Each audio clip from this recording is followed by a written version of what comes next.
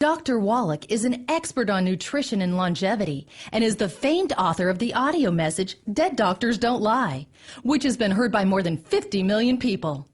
Get ready to learn and to laugh as Dr. Wallach shares some important facts that could very well save your life. And now, here is Dr. Joel Wallach. Hooah! Since most of you heard the tape, Dead Doctors Don't Lie, I don't have to give a lot of introduction to myself other than to remind you the thing that makes my view different on health, I think, is that I'm a veterinarian as well as a physician. And in veterinary medicine, we don't have health insurance for animals like we do people. And if we were to use a human healthcare type of system for animals or livestock, it'd be sticker shock for you. Your hamburger would cost you $275 a pound. A boneless, skinless chicken breast would be $450 a pound. A dozen eggs would be $50 just to pay for the health care.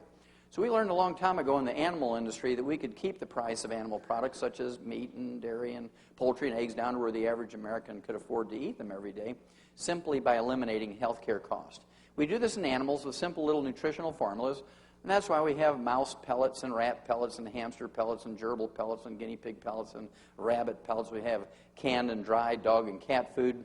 We have pig pellets and sheep pellets and horse pellets and calf pellets and dairy pellets and ferret pellets and duck pellets and turkey pellets and trout pellets and catfish pellets and monkey pellets and pigeon pellets. I mean, every kind of animal you can think of that's been domesticated or used as a pet or a laboratory animal, we have pellets for. And the reason why we put animal feeds or animal rations into a pelletized form is so that every mouthful is perfect. Even the stupidest animal in the group gets a perfect diet. They can't sort through and just eat only the sunflower seeds or the raisins. Every mouthful is perfect. And we do that to standardize production. And it's been a real blessing for the agricultural industry. We were so successful that over the last 75 years, we were able to eliminate 900 different diseases. We've doubled and tripled lifespans of animals with these simple little nutritional formulas.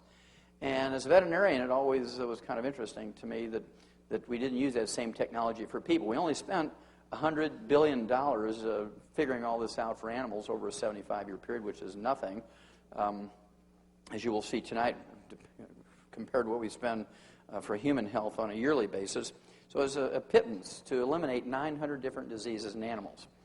Well, one of the things, before I became a physician, I was involved with a big research project with Marlin Perkins from the old Mutual of Omaha Wild Kingdom show. How many remember Marlin Perkins? Great gentleman, and I was really, really honored that he would think of me as a wildlife pathologist. I was in Africa actually doing conservation work, and he sent me a telegram, invited me back to the States in the mid-'60s, because he had gotten a $7.5 million grant from the National Institutes of Health. And this was to study pollution in the environment and the world ecology. And my job on the project was to do autopsies of animals that died of natural causes in the big zoos around the United States, because big zoos tended to be associated with big cities. And if there was any pollution problems going on in the cities, there was bound to be an animal in the zoo population that would be sensitive to the pollution. And we could use that animal much like the old coal miners used to use canaries. You know, they'd take the canary down to the mine, and if a little gas or methane would leak into the mine, the canaries were much more sensitive than the men, and they would drop off the perch and die long before the men were in danger of blowing up or suffocating. So that was the purpose of the study. Well, to make a long story short, over some years I had done 17,500 autopsies on over 454 species of animals and 3,000 human beings for comparison. And what I learned, ladies and gentlemen, was that every animal and every human being that dies of natural causes dies of a nutritional deficiency disease. I'm going to repeat that because that's a very profound observation. Every animal and every human being that dies of natural causes dies of a nutritional deficiency disease. And of course, that was poo-pooed by many medical experts back then, because how could anybody die of a nutritional disease in America, right? There's no evidence to support the claim that we can prevent and cure diseases with vitamins and minerals. Raise your hand if you ever heard some version of that. No evidence to support the claim you can prevent and cure diseases with vitamins and minerals. Doctors say that, experts say that, professors say it, bureaucrats say that, everybody says that. Well, how many of you have ever heard of scurvy? Raise your hand. Sure, you know you can prevent and cure scurvy with vitamin C? How many of you have heard of rickets? Raise your hand. You know you can prevent and cure rickets with vitamin D? How many of you have heard of goiter? Raise your hand. You know you can prevent and cure goiter with iodine and copper and selenium? How many of you have heard of anemia? Raise your hand. Golly gee, you know you can prevent and cure anemia with iron and copper and folic acid and vitamin B12? And what about things like beriberi with congestive heart failure? You know you can prevent and cure that with thiamine or vitamin B1? And what about pellagra with all the emotional stuff and schizophrenia and diarrhea and all the skin diseases that go along with pellagra? You can prevent and cure that with vitamin B3 or niacin. And all the essential nutrients are called essential nutrients because if you don't have enough, you get diseases. If you get the disease, you take the nutrient, it goes away. So any doctor, any expert, any bureaucrat, any professor, anybody who says there's no evidence to support the claim you can prevent and cure diseases with vitamins and minerals is a fool. And you don't want to have a fool for a doctor. That's the last person you want to have as a fool as a doctor, right? Well, I was really pleased to see this come out in October of 2002. This was a World Health Organization study. They said that the study finds life expectancy closely mirrors dietary factors. They went on to say nearly one-third of early death and disability stems from nutritional or dietary causes, including too little food in the poorest countries, the wrong kind of food in the richest countries, and then this was perhaps the most profound observation they made. Inadequate intake of 3 key micronutrients, zinc, iron, and vitamin A, is responsible for an unexpectedly high burden of disease. Now, there's 90 essential nutrients. They didn't even look at the other 87. Okay? And so finally, 40 years later, they came to the same conclusion. So I feel pretty good about that. Well, as I said, there's all these essential nutrients. There's 2 reasons why they're called essential nutrients. Number 1, our bodies cannot manufacture them. We must consume them every day, either as food or as supplements. Number 2, if you're missing them, you get some horrible collection of diseases, many of which are life-threatening. That's why they're called essential nutrients. The ones I like to talk about are mineral deficiencies because they make up 2/3 of the essential nutrients. 2/3 of the essential nutrients are minerals, and our foods cannot manufacture them. Our food plants cannot manufacture minerals. Our food plants, our grains, vegetables, fruits, and nuts, can in fact manufacture vitamins and amino acids and fatty acids. We all know that. But if you can find me any plant that will manufacture a mineral, I'll give you $1 million tax-free, small bills, and any offshore account you want. Okay, you'll be really, very wealthy if you can find me a plant that will manufacture minerals. There's no such plant. Nutritional minerals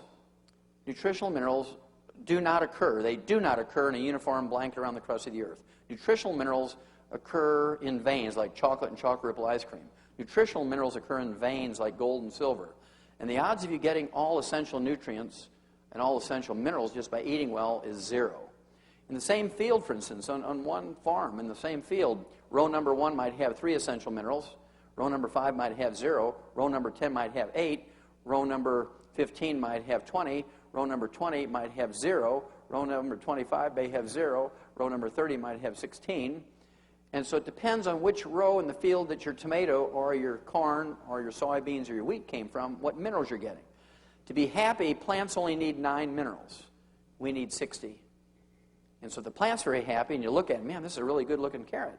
You know it has 9 minerals, but what about the other 51? And it doesn't make sense to throw your life away, or at least part of your longevity or your health, on what may or may not be in the food, because you can't tell by looking at the carrot. As long as it's getting its 9 minerals, it's happy. Okay? Then you start seeing things like this. This is actually from 1995. Healthy crops depend on healthy soil. Well, everybody knows that, need 9 minerals. But the new report says that nearly 40% of the world's land used for agriculture is seriously degraded, which means it doesn't have these nutrients in it anymore.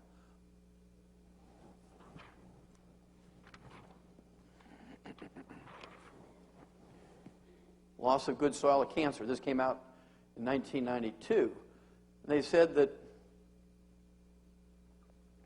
African soils over the last 100 years in 1992 had been depleted in its fertility by 74%, Asia by 73%, Australia by 55%, Europe 72%, the United States, North America 85%, and South America by 76%. I thought this was kind of interesting. This came out in January of 2000, and this was a little report, and I never have taken the time to get the original because this is self-explanatory.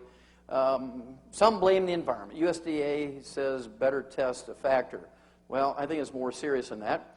They compared a 22-year period from 1975 to 1997 on certain nutrient values in our food, and they took the 12 most popular vegetables that are grown and eaten in America, including broccoli and cabbage, carrots, cauliflower, collards, daikon, kale, mustard greens, onions, parsley, turnip greens, watercress, etc.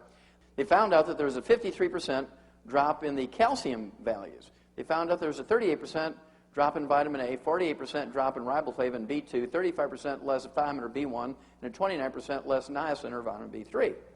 And again, the reason is, if you're not putting the essential minerals in the soil that the plant needs, slowly, their ability to manufacture vitamins begins to drop. We know that today there's only about 8% protein in our wheat. 1900, there was 23% protein in our wheat. Okay? This is not a mystery that you can prevent and cure diseases with vitamins and minerals. This came out in 1992. Cover article, Time magazine, The Real Power of Vitamins. New research shows they may help fight cancer, heart disease, and the ravages of aging.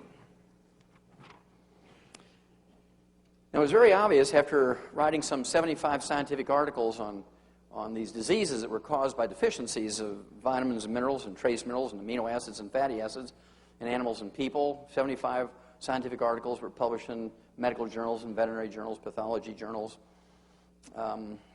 Wrote chapters for 8 multi-author textbooks on the subject.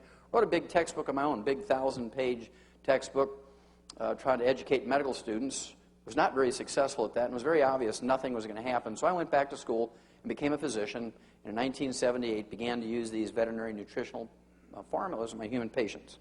And one of the things I wanted to do special for my patients was to get them to live to be an average of 100 instead of 75.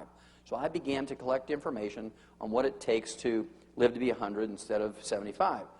And it was very interesting. A certain percentage of my patients back then, in 1978, would say things like, I don't think I want to live to be 100. I said, well, why wouldn't you want to live to be 100?